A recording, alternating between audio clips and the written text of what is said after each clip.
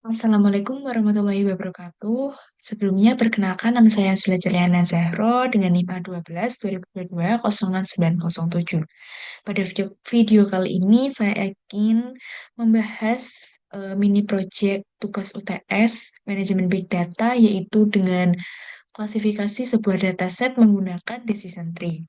Baiknya, di sini saya mendapatkan sebuah kasus, yaitu diberikan sebuah dataset yaitu dengan nama datasetnya yaitu CDC Diabetes Health Indicator yang dapat diakses di UC Dataset. Baik, ini dapat dilihat datasetnya dapat dilihat di UC Edu, yaitu di mana dataset ini adalah kumpulan data indikator kesehatan diabetes, di mana berisi statistik perawatan kesehatan dan informasi survei gaya hidup mengenai orang-orang pada umumnya beserta diagnosis diabetes mereka sendiri, yaitu di mana dataset ini bertipe kategorikal dan integer dengan jumlah datanya ada 253.680. Dia memiliki 21 fitur serta eh, dia ti- sepertinya ya, dia tidak memiliki nilai yang hilang. Maka dari itu kita kembali ke kasus dari kasusnya.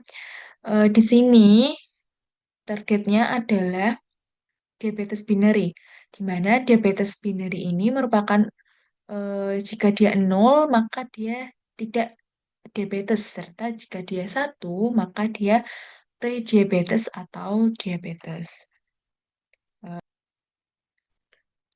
Untuk datasetnya sendiri dapat kita dapatkan yaitu dari Kaggle, di mana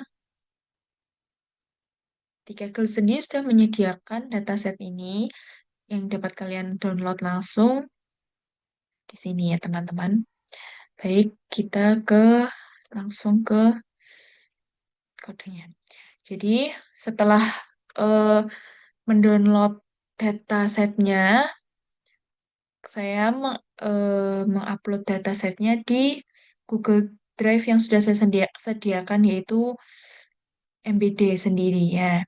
Di sini datasetnya sudah saya upload yaitu Diabetes Binary Health Indicator.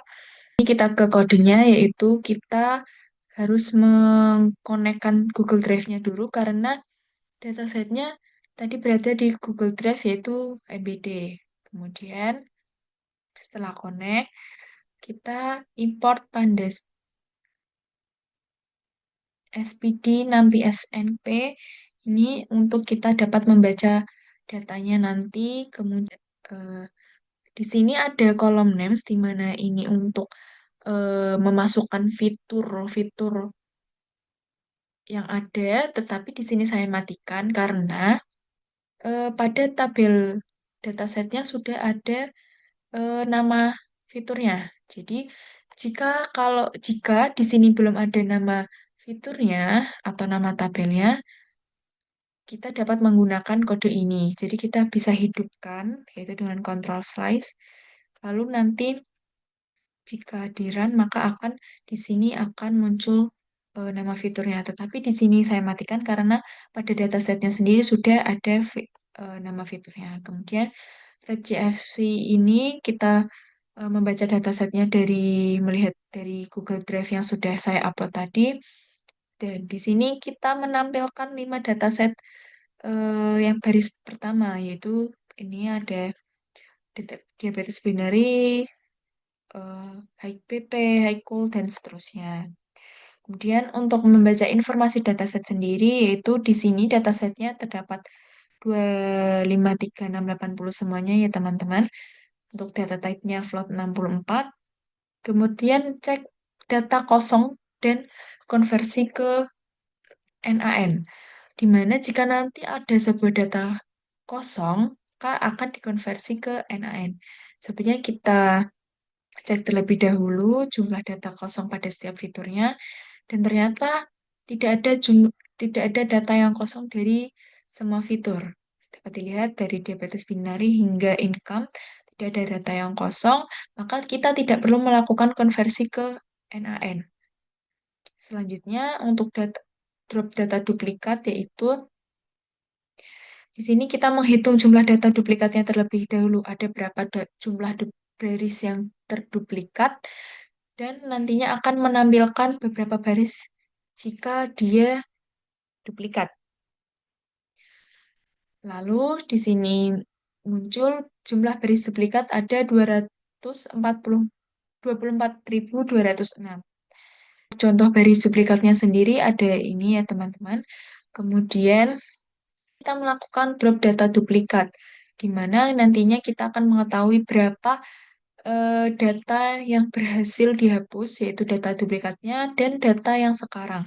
Di sini eh, terlihat ada 224.206 data duplikat dan setelah dihapus dia sisa 229.474. Jadi dari data yang sebelumnya jumlahnya 253.000 ini sekarang tinggal 229.000. Baik, selanjutnya drop fitur yang bernilai konstan. Sebenarnya identifikasi dan drop fitur dengan nilai konstan ini pada pada baris ini kita menghitung jumlah nilai unik dalam kolom tersebut. Kemudian dicek apakah ada fitur konstan yang ditemukan. Kemudian ternyata tidak ada fitur yang bernilai konstan. Jadi dapat kita lanjutkan yaitu dengan visualisasi 17 fitur. Di mana di sini saya mengambil 17 fitur. Fitur yang pertama, mengambil 17 kolom numerik pertama dari dataset, kemudian divisualisasikan, yaitu dapat dilihat di sini ada diabetes binary, high BP, dan sampai dengan PICE Health. Selanjutnya ada cek fitur yang bertipe kategorikal, di mana sebenarnya kita mengecek informasi datasetnya sendiri, yaitu semua datanya bernilai bertipe float 64. Jadi, selanjutnya untuk identifikasi fitur kategorikal sendiri, tidak ada data yang bernilai objek atau tidak ditemukan fitur yang bertipe kategorikal. Selanjutnya konversi nilai kategorikal menjadi ordinal. Di sini tidak dilakukan karena fitur kategorikalnya tidak ditemukan, jadi tidak perlu mengubah datanya menjadi data ordinal. Selanjutnya menghitung korelasi, di mana korelasi metrik divisualisasikan seperti gambar di bawah ini, dan kita dapat melihat korelasi terhadap targetnya yaitu diabetes binary, di mana menghasilkan korelasi antar fiturnya yaitu jika diabetes binary dengan diabetes binary sendiri menghasilkan satu dengan gain health ada 0,276, high BP 0,243 dan seterusnya. Jadi korelasi yang paling rendah ada di income negatif 0,14. Kemudian membagi data menjadi data training dan data testing. Di sini saya membagi dengan perbandingan 90-10 dan dihasilkan untuk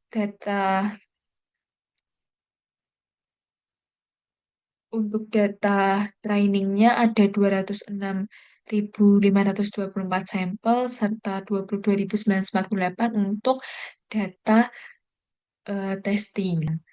Selanjutnya membangun model dengan decision tree untuk mendapatkan parameter yang optimal.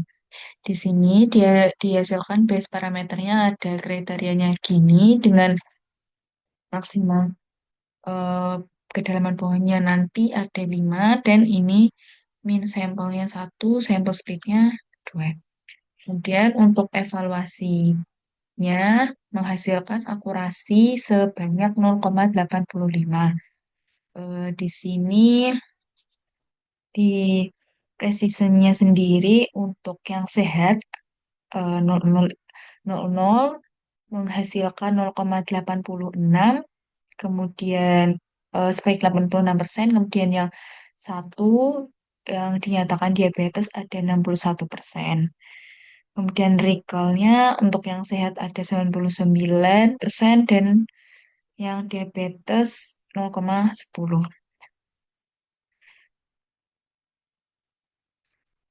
Kemudian confusion metriknya yaitu di mana orang yang dinyatakan tidak memiliki diabetes yaitu benar-benar ada 19.217. Kemudian ada ya orang yang diprediksi punya diabetes tetapi tidak atau benar salah yaitu ada 221.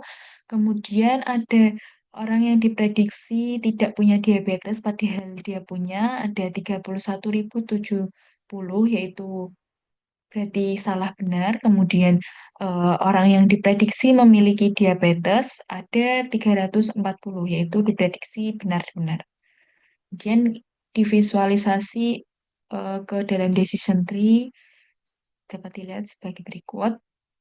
Kemudian untuk selanjutnya kita cek dengan data training yaitu menghasilkan akurasi pada trainingnya itu ada 0,81. Kita lihat dengan akurasi pada tesnya 0,852. Jadi tidak terlalu berbeda jauh. Kemudian pada precisionnya juga sama 0,851 dan 0,852. Recall-nya pada training 851, pada tesnya 852. Akurasi precision recall-nya dari hasil keseluruhan ini dinyatakan nilainya hampir sama antara antara training set dan training testnya untuk akurasi, precision, dan recall-nya.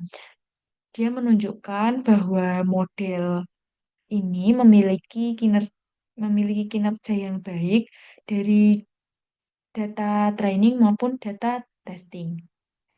Dan tanpa adanya indikasi overfitting maupun underfitting.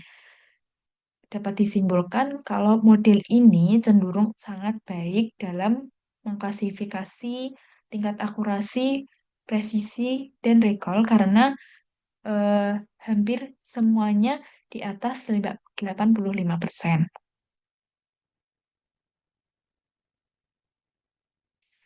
Kemudian simpan model terbaik dari yang sudah dilakukan.